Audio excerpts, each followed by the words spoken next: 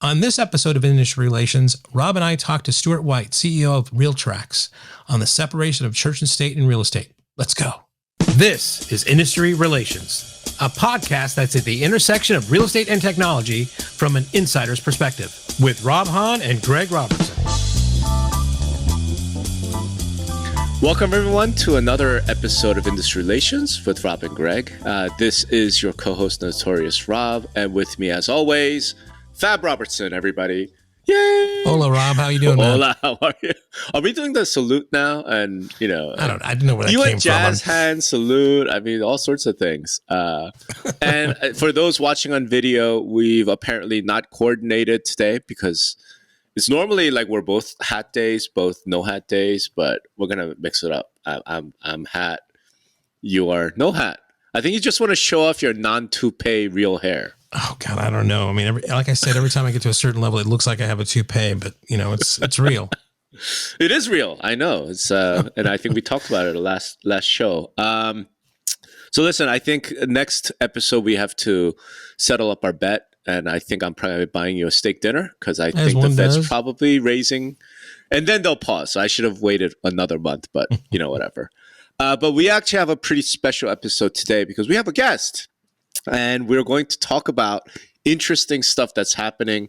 So let's bring on Mr. Stuart White. He's the CEO of Realtracs in Nashville, Tennessee. Stuart, how are you? I'm doing good. Hey. Jazz hands. It's fantastic to see you, at least virtually. It has been a little too long since we've seen each other in person. But, Greg, we've all hung out at various conferences over the years, many times. Oh, for sure. But why don't we set the stage a little bit? Because I think most of our listeners, given our audience, knows Realtracs, knows you. But just in case, in case somebody's, just tell us a little bit about Realtracs, and then we'll dive into kind of your next phase of it. Well, yes, I am often referred to as the oldest young guy in the room. I am quickly approaching the oldest old guy in the room. So I've been around for a long time. I've been doing this for 27 years, and Realtracs is the MLS provider. That's where its origins came from for Middle Tennessee, and we have just under 20,000 users in 1,900 offices, and it's been a wild ride. I can give you a little history if you would like. Please.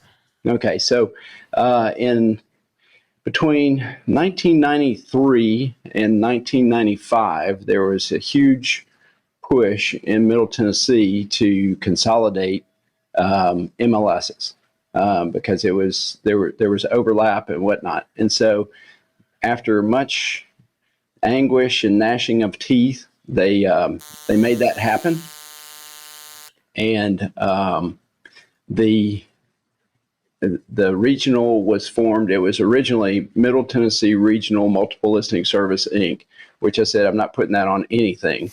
And so we actually merged 4 MLSs in Middle Tennessee in '96.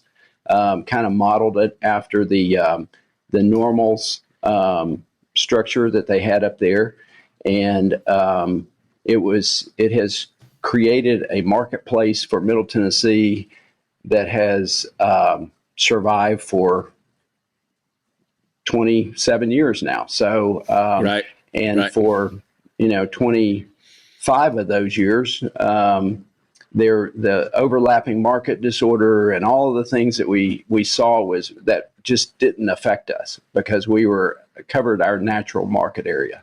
And so we've been able to sit on the sidelines and kind of smile at everybody's angst and, the problems that they had. So in '96, that's when the internet was just kind of forming its purpose in business and all that kind of stuff. And so we went to our vendors and said, what do you have? And they had nothing in that space. And so we were currently with InterRealty which Greg, you know more of the history of InterRealty. Stellar, PRC. Yeah. So we hired a company out of Oak Ridge to write an internet-based platform for us. So that was Market Links. And they said, sure, we can do that. Easy, but they actually were in nuclear waste management software. So there's some parallels. There's some parallels there. Yeah. So they said, sure, we can write that. And so I remember it worked great. We cut over in late December of 1998. In parallel, right? Yeah, 1997. And it worked great for 4 hours.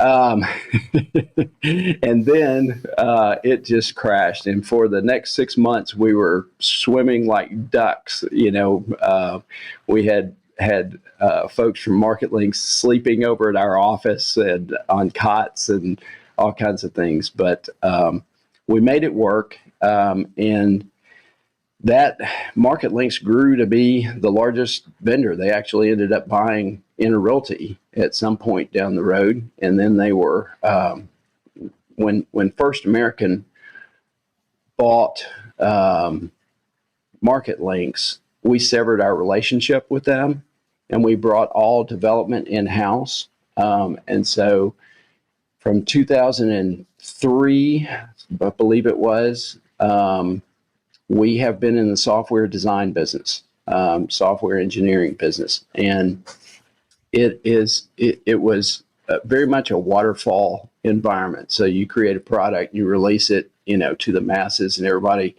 comes with pitchforks and wants to burn down your building and everything. So we rewrote, I guess, 2 versions of the product over the years, and then in 2016 we hired a new CTO. And that CTO, Doug Powers, he actually designed was on the design team for the fingerprint system for the TSA. And so he's the real deal. And he transformed our software engineers to a lean and agile environment. And we just adopted that company-wide. I mean, everything we do is lean and agile. So that's interesting. I mean, to me, you're in that kind of niche, and there's a few of you. Like I can think of, you guys, Iris, RMLS in Portland, Annie Ives and the MLS, MLS Penn, right? Mm-hmm. And what do you? I mean, I've always struggled. What do you guys call yourselves? Is that Utah Real Estate? Is it like homegrown MLSs? Is it like I guess you're really just software companies, really, right? Exactly. And when that first year of running this MLS, I just got tired of complaining. That's all you do with vendors is complain. And so I said, if I don't want to be the chief whining officer. So if there's a problem, I want it to be my responsibility. Right. Yeah. And I think to me, though, that's and in a sense, I think a lot of MLSs, a lot of larger MLSs now, I mean, you guys are in the catbird seat, meaning, with the acquisitions that happen, like Showing Time and everything else, and the things that they want to do. I know a lot of people running MLSs would love to be in this situation, like, and I guess Brad's another one, right? Like Utah Real Estate, that are making their own MLS systems. They can do their own things and everything else. But at the same time, now you got the giant target on your back. You just can't blame a vendor too, right? So that's that. So talk to me about that. What's that like? Well, I'll take that. I mean, your responsibility as an MLS exec becomes very much a manager of the demand versus our capacity. And so when people request things or they complain about things, you have to know why that's either not in there or why it's, where it is on the priority list. So I've got a very intimate knowledge of the process and what's in place and what our targets are and our roadmap. And I think that's the difference. I can't just say, yeah, that's not in the vendor's software. We'll ask them for that. And so, yeah, there's a lot more responsibility for the delivery of the service, but that's the way we want it.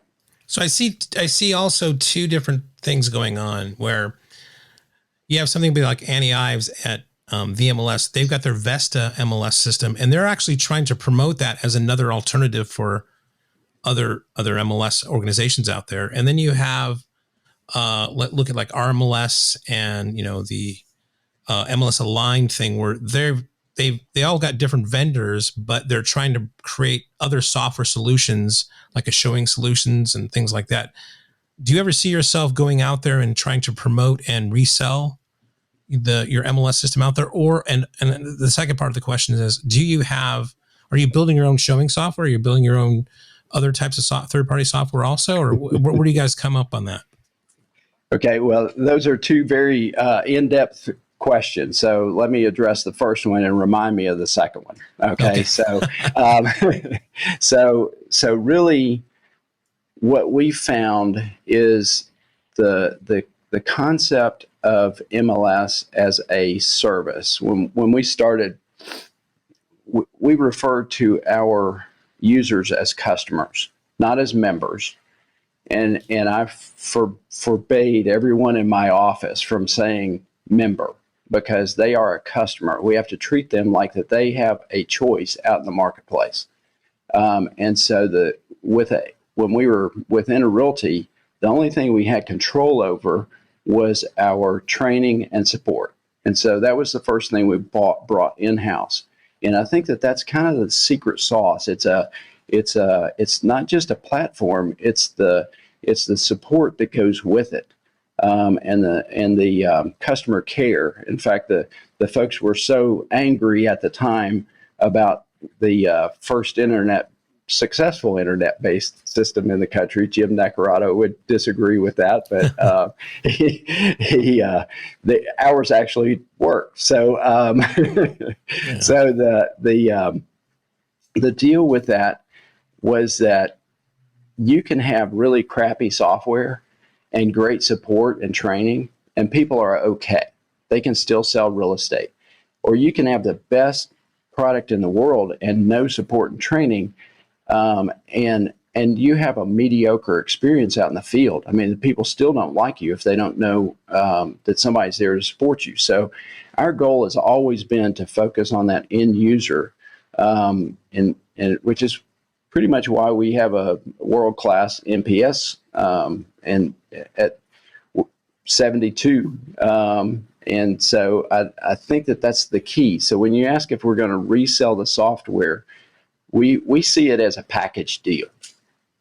Is that you buy a product with the support and the training that goes with it, you're going to be successful in your marketplace. So yes, we would consider it under certain terms, not just say, oh, here's a package, put that in your MLS and let you run with it. So Stuart, in a real sense, how's that different, I suppose, than just taking over the MLS? In other words, let's say I'm a small, 200-person association in the middle of Kentucky, right? What would be the difference between just selling you my MLS versus buying your MLS as a service? Well, that's not been on our plan. Just because I saw what happened at Market Links and being a vendor in the space and what the sales cycle is and the amount of money. I know, Greg, you've been there in the sales cycle, and there's just not that much money out there in that space as a vendor in the MLS software business. But I think the greater vision is to have a massive footprint for an MLS service, so that you've got the input from the associations, you have input from the customers, but the realtor associations own their technology. So when to answer your second question, Greg, when showing service was never on our radar. I don't know, 5-6 years ago, we did a vendor selection process for showing service, and we found that half the people were using CSS and half of them were using showing time, and there were good things about both. So we integrated links for both of those products into our system. Then you know what happened? Showing time bought CSS, so we were left with one. That was just fine until the purchase happened. And when a competitor buys a product that is integral to their business, that creates a little anxiety in the marketplace. And so, so we pivoted. Gosh, that's been 2 years ago, in about April, and we had been out looking at Broker Bay and Showingly and Centralock's showing service and all those things. And our product managers just said, this isn't that difficult, but the intelligence is fantastic. And so we set out and put out an MVP by August of that year. And then we got feedback and we iterated on it and we released a showing service in our platform. We surpassed showing time, gosh, in March of last year. Jesus. And so we're at 51% of the market share of that. And I think they're around 13% now. And so we responded to the need in the community, and that's the joy of being in control of the product. Sure. And just don't do that with CMA. Hold on. Okay, if you can, Stuart, just stay away from that. Do CMAs, but I want to go back to this. I'm trying to still wrap my head around. So Realtracs is now a technology company. You're providing MLS as a service, right? So in other words, I can't just go to Realtracs and say, let me buy your software. You're like, no. It's a package deal. It's not just It's not just the software. There's all the support. There's service elements. Because to your point, it's all about the end user experience. So I guess what I'm wondering, okay, so if I am an association and I want to take advantage, right? Like, how do I do that? Well, okay, you're talking about a whole different kind of path here, right? So I mean, a whole different topic. So one of the impediments, what we have proposed to the other associations in the state is come in and be owners. Okay. Of this, and we were, the response was a friendly thanks, but no thanks, Right. And which we expected, and so it's been trying to sell the value of owning your technology, good technology, and not being subject to the whims of venture capitalists and aggressive companies. And so if you're a smaller association and you want our system, we can make arrangements for that. We have service centers. We have local feedback mechanisms to put into place. I mean, one of the things that was suggested by a really smart guy was regional advisory boards. Yep. Where I know that smart guy. Yeah. And so I get you. So wait, but let's step back. So then do I still need my MLS? Like, in other words, like I'm a small local realtor association. I operate an MLS using CoreLogic product or whatever. If I do this deal with you, I don't need that anymore, right? Not currently. And so we are testing as a good lean and agile company does different expansion models. And so we have issued a response to an RFP for a product where they kept their own MLS. And so how does that work? Not very well, evidently, because we haven't heard back from them. So, so I don't know. I think that the goal of having a statewide MLS is still the best, and it's just a slog through the mud, to get people to understand that this isn't threatening. This isn't threatening your association. Your association. I love associations. Everybody loves to belong to an association. Even MLS execs love to have their own little, their own association. So associations will not go away. But should they be the provider of technology to their end users? That's kind of the question. And so we have a solution that's very friendly to the environment and puts them in control of that without their having to hire engineering staff and all that. So I guess but you're not a vendor. We're not a vendor. We want to be a technology player in the space. But we want to be within the Realtor umbrella if we can. So it is basically consolidation through other means. Yeah. Right. I mean, long and short of it is, to your point, doesn't work well. So if I'm Knoxville and I want to join this thing, because I think Knoxville is not part of Realtracs, right? No, then really I should give up my MLS, sign up with you, do the ownership arrangement, that you had mentioned.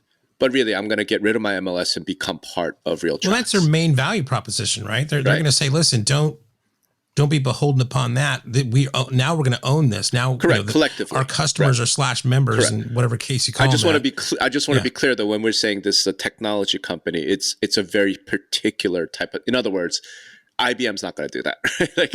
Right. Apple's not doing that. CoreLogic's not like, hey, if you want to do this, then we're going to take over and basically be your MLS, but you get to own shares in CoreLogic. Stuart's not going out there.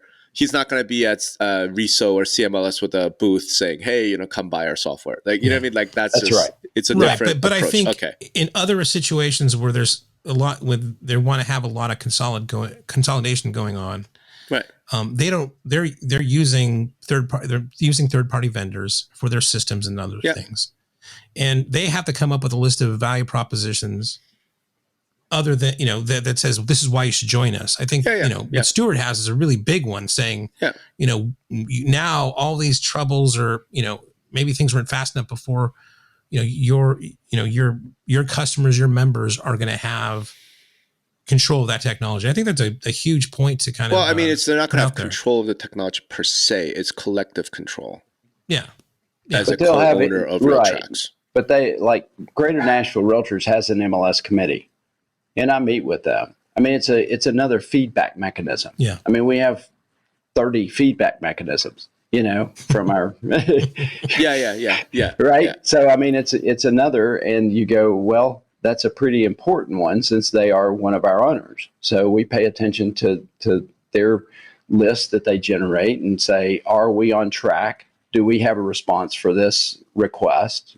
Some of the things are big budget type items like, SEO. You need to solve the SEO problem of the world. And some of them are things that are not feasible or valuable, like agent ratings.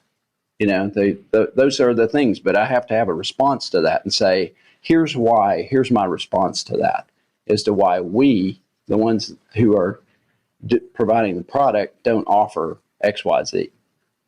So do you think this is going to be a trend? I mean, I think this is going to be the podcast a lot of people will listen to going to mid-year, right? And I see a lot of big MLSs working together on different various projects, but do you think there'll be a move towards other MLSs to create their own MLS systems and shy away from third parties? Or do you think that's such a tough thing for larger mid-size? I mean, you guys are a large MLS as well, but I mean, is that going to be too tough of a road to go down? I think it's possible, but I like I said, I've been doing this 27 years, and it's been a process for even me. I mean, there's so much stuff that I don't know, and so I think with the right team in place, it's possible. There were a couple of examples out there of folks. Toronto is one who has acquired their technology and they have provided the direction, but they've given them the freedom to operate as a product company. They've split it out from the association, and their focus is to say, okay, we own the technology, but the technology needs to run itself as a real software vendor should. And then you've got another effort to do this was MLS Holdings, and MLS Holdings has a chance of success if they can do a few things. Number one, change the culture around, hire the right person to lead that team, and then be hands off and say, look, you all solve the problems that the realtors are facing. We're not going to tell you how to solve those problems. And I think that's where they have a chance of success, but I think Toronto has a greater chance of success because their view and vision of that product company is different. Do you guys all meet? Do you meet with all these independent quote unquote MLSs, technology companies? When Kathy Condon was there, I mean, we've had team exchanges, and I'm very familiar with Brad and Kirk and those folks, and we talk occasionally. Their approach is a little different from ours, which is not wrong. It's just different. Like I remember when Kirby was at RE Colorado, and Kirby was adding products, onto their platform right and left, and he had a fund to have startups and all that kind of stuff. And I said, Kirby, you're 95, 98% of your customers' experience with RE Colorado is through a third-party vendor. If you've got this and you focus on that, that's where your MLS meets the customer. Yeah. What do you say to one of the topics I talk about a lot is a lot of, and I know you guys are not doing this really, but in a sense you are with the showing solution. Let's look at that. Where now our customers as a vendor are becoming our competition, right? And it's a weird dynamic to kind of come into, right? Where, we might be selling you something, but you're on the other side, you're trying to create something that's going to destroy what I have, right? But you're still a customer. Does that make sense? Do you know what I'm saying? Yeah. I mean, how do you kind of break your brain in two parts? Or, I mean, what would be some best practices for those types of situations? I mean, I'm sure there's been a couple uncomfortable meetings with Showing Time, or Zillow or something, or how's that handled? Well, not really. I mean, I have folks who have been on my board who are trying to write software that competes with what's in the system. So, I mean, I'm just going, my conversation with them is we have our own vision for our product. And so knock yourself out on what you want to do. We're happy to compete with anybody in the space. And so they're not difficult conversations for me because we've got a clear picture of where we want to go. Right. So when they ask you to send an email about, how great Showing Time is, you're just, let's put that in the queue. I mean, way down on the queue, but you're going to put it in there? No, we have no contract with Showing Time. Right. We never did. Right. So, yeah, I mean, it's like we wanted to put a showing service in there. If one of our customers offers that, great. I mean, Redfin's the other, and I think the world of Glenn Kelman. I mean, he's got a great team up there. And when he had brokers in our marketplace buying their mobile app because it's so good, until they realized that it is a competitor. He opened an office here, but we don't have, we have our entire system is mobile. So the functionality is different from what his does, but it is a competitor. So every time I've had conversation, including you, Stuart, about sort of the homegrown MLSs that do product and, technology plays, I always end up asking this question, which is, does budget matter? It Because- does matter. Okay, Yes. if I mean, it because it's doesn't- expensive. Yeah, Right. it's So expensive. let's go to the second phase, which of course the answer is, of course, budget matters. Yes. How do you guys think about, sort of, okay, I think Realtracs is a for-profit entity, by the way, and you are owned by a bunch of realtor associations. I mean, how do you think about doing sort of the funding part of this, right? Because let's be honest about this. You guys are a big MLS, you're extremely well run, and I'm sure you're spending a bunch of money into doing this technology development and product. But, I mean, guys like CoStar have $5 billion in cash. We know they could spend hundreds of millions on technology, and that's just one company, right? And we could talk about any other sort of actual big tech companies out there, even in our space. How do you guys think about like trying to compete, if you will, against that? I know that's a wrong word because it's not like CoStar has an MLS software and service. It's not like that at all. But when you think about, we have to grow, we have to keep improving. How do you go about thinking about raising the capital required to fund that? Well, one of the biggest obstacles, as you know, Rob, because you came in and helped with us with this, Yep.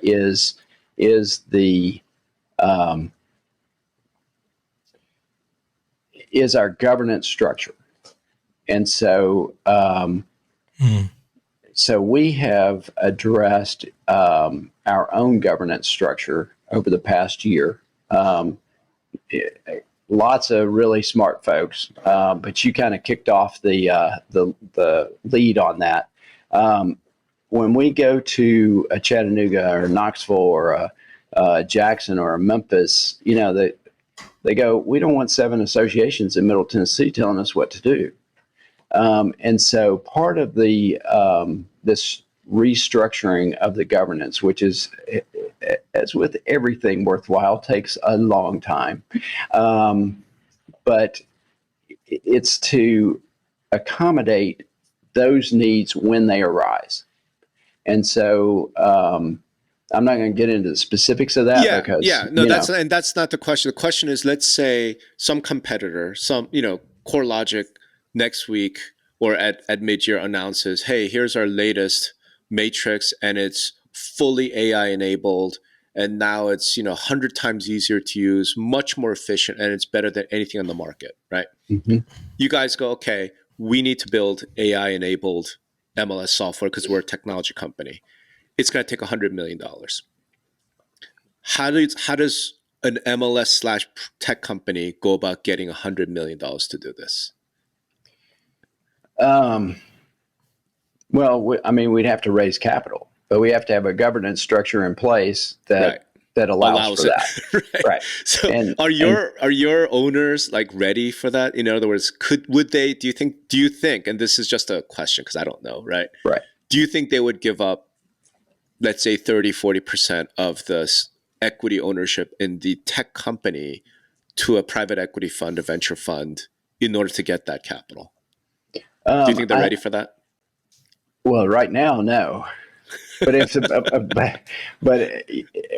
the need arises, it will probably be an emergency situation where they're like, okay, let's do this. I mean, either we lose MLS or we raise some capital and we have. So I mean, you've got to prove it out over time, and so if the need arises, I believe that they would probably do what's best to maintain their ownership in some kind of technology in the direction that the MLS lucky is that you said in the beginning, Stuart, it's like there's not that kind of money in there that we have to worry about somebody dumping $100 million in AI technology. True. But you know what? There's enough money. When they go into a suite at mid-year and get nickel and dimed all the way down to 15 cents per member per month, right? Yeah, but Greg, I mean, there's enough money in there for someone to dump 25 million. Right. Sure. And most MLS I know would have a tough time raising 25 million to compete with that instantly. Now, some of the bigger ones have that in the bank already, but now you're draining reserves. Now there's all sorts of things like that happening. But and how much money is Zillow? Yeah. I mean, how much money did Zillow spend for a showing service? And how much money did CoStar spend for homes and HomeSnap? Yeah, it depends on what your angle is. If you have a consumer play, well, that TAM's a lot larger than just winning per member per month thing. So that's a great point. Right. Yeah. It's just a general overall thing that I think Stuart's just in a really great position to comment, which is, a lot of MLSs, a lot of associations talk about we need to build our own technology. I'm like, cool. There's lots of reasons why you want to do that. Control over the technology, the user experience, the feedback mechanism, all of that is true. I just ran into Kriya, right? Because they have Realtor.ca. And I'm like, I'm looking at your budget, Kriya. Your total budget for the year is like 18 million. Like, that's literally like lunch money. That's what CoStar spends on, meals and entertainment. So at what point does this start to, right? And it's one of those things, right? Yeah, I agree with you. I mean, and if you're not in a position to be agile in that space, then you really are in a world of hurt if something like that comes down the pike. Right. So go ahead. Yeah, sorry. So shifting gears, I mean, and I guess both Rob and I can appreciate if you can't comment on this, but we've got a lot of things going on in the industry, regarding to these lawsuits and everything else. But one of the things Rob talks about a lot, and I do, is this kind of preparation, right? Not a comment on the suits themselves, but what can MLSs do? And is there anything that you guys at Realtracs have done to kind of prepare for, this post apocalypse? Well, I'm so glad you're asking this question, Greg, not me. Cooperation, Thanks, compensation, Armageddon. I mean, any kind of insights there that and if you can't comment, that's fine. I just having an MLS, a CEO here. They're too afraid to come, Stuart. You're the first one that came on here, so good for you. No, I think it's a great question, and it is one that gets asked. And you talk about it. It's all a part of scenario planning, right? So you're saying, okay, what if either the lawsuits or the government or whomever does away with mandatory listings, mandatory offers of compensation. How does that affect us? How do we respond to that? Where are we in the space? And one of the things that is very obvious to me, but it's hard to communicate to my stakeholders, is that our governance change will actually, one of the things is to have an independent board. And so they are not a bunch of broker competitors coming together to make rules about how the industry works. Just from outside, whether it happens or not, just the optics of the MLS and the association intertwining like that is bad. And so just from the optics standpoint, real or not. And so I think that what we're trying to do with this governance change is provide that layer where that MLSs are, the MLS is operated by an independent board. And so it provides that a layer there so that the rules of the system. And so I've been kind of following the is it Meta that owns what is it? Boston Analytics, Analytica, the one that got sued for all the data breach, right? So they claim that they can't be held responsible for that data breach because it's an independent board. It's not appointed by the owning company. And so those are compelling arguments to make. And I think that that's the big thing that is helpful. I know FMLS has done some things, which I would let Jeremy talk to that about to remove policy or business rulemaking from the board anytime that there's a gathering of board members who are realtors. So it's a real thing you have to prepare for. It's interesting. I mean, we haven't really talked about board governance before, Rob, right? I need to ask a little bit second step question to that. I love that idea, first of all, the independent board. I think it makes a ton of sense. But as far as I know, you guys are a realtor MLS. So therefore, you're subject to NAR's MLS policies and rules. If we have an independent board, we would not be That was the mandatory. question. Right. Okay, so are you guys moving to that where you will no longer be a realtor MLS? We would be realtor friendly. I will say that. But the whole point is the mandatory versus not, right? So like That's Northwest MLS, they follow, I think it's like Exactly. 95% of the policies of, because it's a good idea and they'll just adopt it. You know, same thing with best MLS practices. PIN, but they're not required to versus a realtor MLS that is required to, right? Right. And we kind of operate like that because we have made a segregation between behavior and data precision, accuracy, compliance, and said if it's behavioral, that should go to the associations. So I know we've got in our rules some things about yard signs and about being present for the, and so my pitch to anyone who will listen is that MLSs should not be the enforcement arm for the code of ethics. If it's behavioral, it should go to the association. If it's to make sure that the data is clean and accurate, then it should be an MLS rule. And so that's kind of how we've treated our rules and regulations over the years.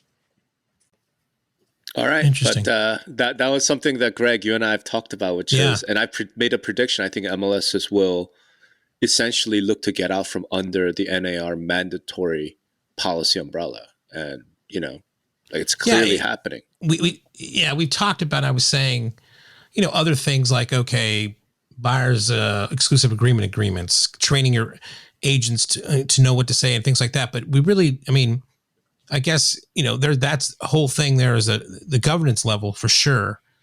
I guess, but if you're a realtor association, if you're part of the realtor family, so to speak, there is some handcuffs there, right? You'd have to break those things and become realtor friendly, right? To do that. And I'm not exactly sure, like, what realtor friendly means. Like, I tell this story. I went to IHOP the other day and they have gluten friendly pancakes.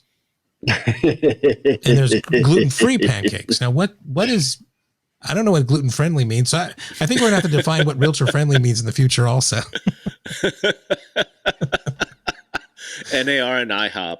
That's it's interesting because to your point, like the May meetings are coming up and there's a part in that feels like a lot of the conversations in the MLS side of that meeting is going to be specifically around this issue, right? How do we stay friendly, but get out from under the yoke, get out from under the mandatory requirements, right? And some MLSs, some associations, I happen to know because I've read their bylaws, it's a real challenge. Because the minute they stop becoming a realtor organization, they have to forfeit all their assets to the state association. This is something that, it's a lot of people don't. It's funny to me how local realtor board members have never read their bylaws and they've missed that clause. So it's things like that. It's going to be a hell of a meeting as I see it, as long as those conversations are happening, because I assume they can't talk about most of the stuff having lawsuits that, that's going to be forbidden. So what else is there to talk about? I have also a Realtracs specific thing to ask you, Stuart. So I'm like this MLS geek, right? So I sign up for everybody's Twitter account, or getting news alerts, or visit the sites periodically. And I think I've actually sent you a couple things over the years. But man, do you guys do a great job with your branding, your design, the marketing, how your customer facing stuff. It's up there, if not the top MLS member communications or customer communications that I've seen there. Can you talk about that? Because I think a lot of other MLS organizations struggle with that kind of. I keep saying member. I'm just saying member communications. But I would encourage anybody, go to Realtracs website, go to their Twitter feed, go to their Facebook page, and see what the polish that you guys have done is fantastic. And what can you give us an idea what your marketing department structure is like? And what you do there. If you I know you're not in charge. You're in charge, but not that close. But oh no, I'm taking full responsibility for all of that. No, like I said, there's so much I don't know, and when we started conversations about expansion and whatnot, it was actually with Clint Skutkin with T3 60 Consulting, and we didn't know anything about anything, and so we had started on the same at the same time evaluating our skills that we brought to the table. So our biggest gap was in our marketing and promotion part. And so we went out and hired a PR firm, and they had helped us tremendously. So we have a marketing and communications department of one, uh, and she's our chief relationship officer, and so she manages uh, now Dalton, which you all just met, Dave Foster, and so we revamped that in the past 3 years, everything, and then our reach and our social media effectiveness wasn't where we wanted it to be, so we went and interviewed a bunch of other PR firms, and Dalton was our selection. And since then, our impressions and our interactions through social media and whatnot have just skyrocketed, and it makes me happy. So, because I know nothing about it. Yeah, well, that's good. I mean, that's a great, trait is like, I mean, if you're going to, outsource the things that you can't do, focus on the things that you can do, right? I mean, that's just going to, that's smart. That's smart management for sure. Interesting. Cool. Well, that's good advice. I think I didn't know that. So great. All right. So I guess let's actually allow Stuart to have sort of the last word to close this out, which is not normal for this podcast, but given that mid-year is coming and you're going to be meeting with your peers as well as, sort of the elected leadership of a lot of different MLS and associations, what's your sort of parting word to them? Like, hey, when I see you guys, let's talk about these three things. Oh, let's talk about what we did last weekend.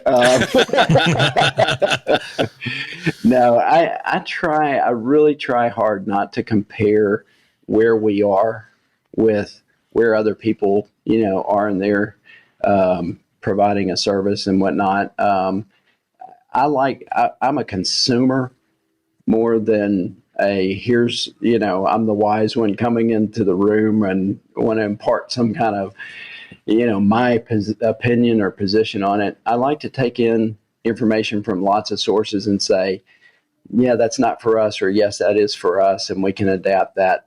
So I like to just ask, what's going on with you guys? Are you doing anything with governance? And if they ask, which often they don't ask me what's going on with us, I listen to what's going on with them and ask questions, follow up. So that's the value I get out of interacting.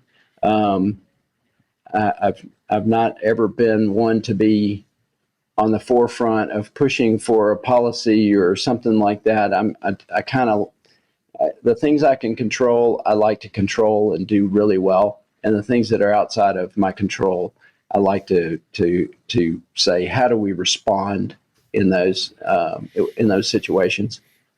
So as far as policy and things go, when they first came out with the IDX, the first iteration of the IDX policy, I didn't stand up and say that you can't do this, but I went back to our board and I said, this is blatant antitrust right here.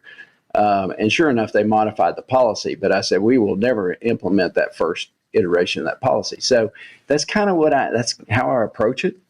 If people ask me, I'll share. I'm an open book. All right. So because of that, I'm going to actually violate what I just said and ask you a question. I knew it was never going to happen anyway, Rob. So. Well, I mean, look. So given that we are, one of the big things that I'm taking away from this is that MLSs need to think about moving away from the mandatory NAR compliance piece with respect to policies and rules. Do you think, does it make sense in your mind? I guess what I'm asking is, what do you see the role of organizations like, say, CMLS or RISO to be in that type of world? Could something like CMLS be that voluntary policy organization if NAR cannot and should not be? Well, I've been an advocate for that for a long time, for CMLS to be the policy body for MLSs around the country. And I ran, I think, 3 times for their board under the thing, please, please, please, please don't be an association. Just do things well, like communications and recommend policy, have standards for certain aspects of the business. And I'm not that popular, so I never got elected to their board. So, hey, we're changing things now, Stuart. Now, come on, you're on the fast pass now. So yeah, so yes, I think that I think NAR should focus on the code of ethics and those sorts of things, and let technology be delivered by other entities. I mean, it's just a really long, poor history of technology implementation from them. And but I think that the gap is between saying MLS should support and enforce the code of ethics, or whether it can be MLS should operate to have an efficient marketplace, an accurate marketplace, which is different. Mm-hmm. All right. We're going to end it on that. I said that we're going to let Stuart have the last word. I just didn't needed to ask that question. Stuart, thank you so much for joining us for this. Greg, great questions as usual. And to our listeners, actually, you know what? If any of our listeners want to get a hold of you, Stuart, again, most of them probably already know you. They already know how to get a hold of you. But if they don't, where do they find you? Where do they look, sort of follow the work that you guys are doing at Realtracs? How might they get in touch? It's Greg at lonewolf.com. No, it's Stuart at Realtracs.com is my email. Great. And if anyone's interested in our software environment, we have an engineering blog at Realtracs.com/engineering, and our folks write articles about how we handle different things, how our processes work within our company. And I will say that we were awarded Technology Company of the Year by the Greater Nashville Technology Council. Awesome. Wow. And that's the only award that I really ever wanted. So that we were up against a Fortune 500 company and a company that does simulation software for the military. And so we felt really good about where we are in our space here. But so if you're a geek and you want to see how we run things here, that's it. But any other inquiries can be just sent to support or feedback at Realtracs.com, and we see every one of them and read every one of them. All right. That's awesome. Thanks And, again. big fan. And I think I'm going to be the campaign manager for Stuart for CMLS board as he runs again here. Thanks, Stuart. Right. Hey, thank you so much, Stuart. All right. Thanks, everybody. Peace.